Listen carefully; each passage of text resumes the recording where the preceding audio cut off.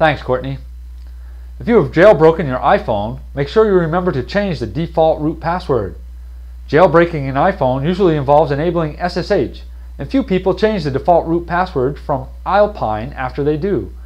This, of course, makes it exceedingly trivial to scan for vulnerable iPhones on the network.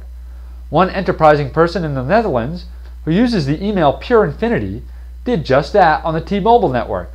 He then sent the users an SMS from their own phone and demanded €5 from each user. Pure Infinity has since had a change of heart and returned the money collected and told users how to secure their phones. Yeah, that's kind of clever, but I can think of at least one better use for something like that. Alleen maar mooie vrouwen, kijk al, daar aan de bar. We gaan ze allemaal een sms sturen via cell broadcasting. Een bereik van 25 meter krijgt ieder meisje hier een berichtje van mij. Heel lekker ding. Je bent zeker de mooiste van vanavond. Een drankje, zwart. En kennen aan de muts. Heb je al verstuurd? Heb je hem verstuurd? Komt-ie. Gaat-ie. Hoor hem? Ken je naast je? Het werkt. Het werkt. Kijk daar. Kijk ze aan. See what I mean? Gives a whole new meaning to the term phishing.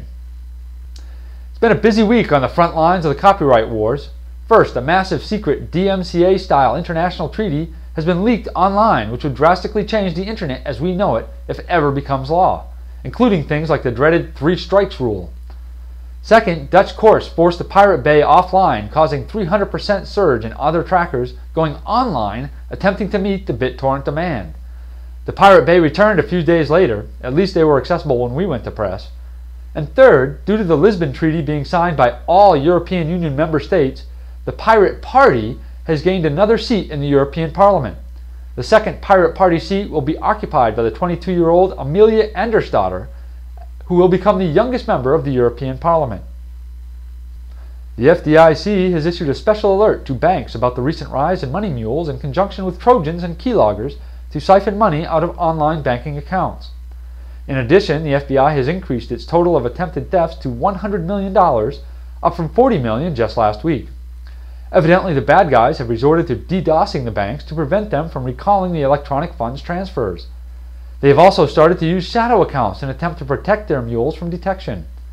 The mules tend to be the unfortunate people out of work who've been duped into accepting an online job as a, quote, money manager. We'll be right back with the HNN Quickies right after these messages.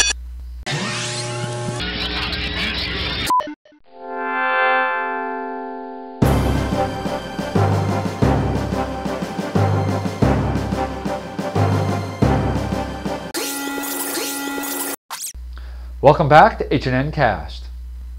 And now for a few quick stories we found on the net this week. The news of the death of the maintainer of the popular security site Millworm was evidently a bit premature. A blog post earlier this week claimed that Stroke had died from heart complications. All untrue, and Stroke is alive and well.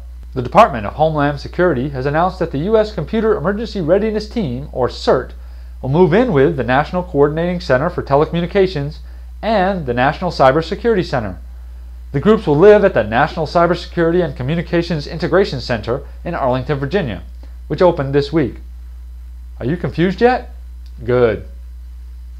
The first group of tickets for the popular SchmooCon went on sale on Saturday and quickly sold out. The next batch are scheduled to be available on December 1st. Get those F5 keys ready. A member of the international virus writing group MOOP has pleaded not guilty in London this week. MOOP was a prolific virus writing gang most active in 2006. Numerous worms and botnets have been seen increasing their activity lately, including that of the Grumblar botnet, which uses iframes to redirect visitors to poison sites. The Turf worm has infected over 4 million machines by targeting online role-playing games such as World of Warcraft, and our good friend Conficker has now reached 7 million infected hosts worldwide. And if you find yourself infected with the Zeus Trojan, try getting infected with the Apache Trojan. It will remove Zeus for you and also hijack all your web links. How thoughtful. KiwiCon 3 in New Zealand at the end of the month has announced its speaker list. Looks like some good talks, including the keynote by Australian journalist and risky business podcaster Patrick Gray. Security B-Sides has opened its call for papers for the San Francisco version, which will take place during the RSA conference. In addition, there will be a B-Sides Boston held the weekend after Source Boston. The first QuahogCon will be held at the end of April in Providence, Rhode Island, and has opened its call for papers. On November 13th, that's next Friday, NYU will be holding its Cybersecurity Awareness Week awards ceremony. The finals for 5 different contests run from 8:30 to noon, and the entire event is done by 5 p.m., so get there early. The open source vulnerability database has posted an open request to security vendors to open up their archives of old reported vulnerabilities 10 years old or older. Often these vulnerabilities were quietly patched or otherwise not even disclosed. Valuable information could be learned about today's products by looking at the problems of the old ones. SecurityTubeCon is scheduled to happen this weekend. The website hasn't been updated in a while, so we're not sure of its actual status. But just in case, check it out anyway. The Windows binary from the Capture the Flag Weapons of Mass Destruction game at Hack in the Box Security Conference 2009 in Malaysia were released this week. Definitely some pretty difficult binaries this year. A recent report released by Panda Labs indicates that Spain, of all places, has the highest rate of infected machines, with over 44% of all systems in the country part of various botnets. Second was the US, but with only 14% infected. Wow, Spain. Who'd have thunk it? And now for this week's Stack of Shame. The list of all known open vulnerabilities as cataloged by the Zero Day Initiative.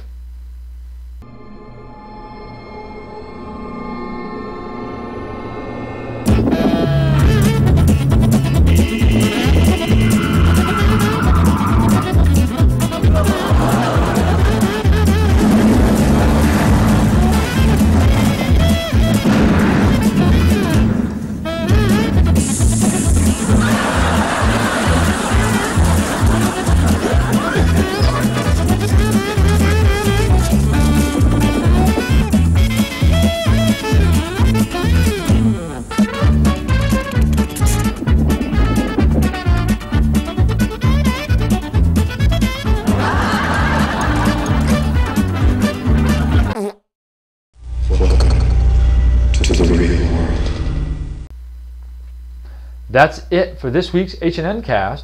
I've been your host, Space Rogue, and you've been watching the Hacker News Network. Remember, if you have any news you think we should report, send it to news@hackernews.com. You have been watching HNNCast. This is Space Rogue for the Hacker News Network.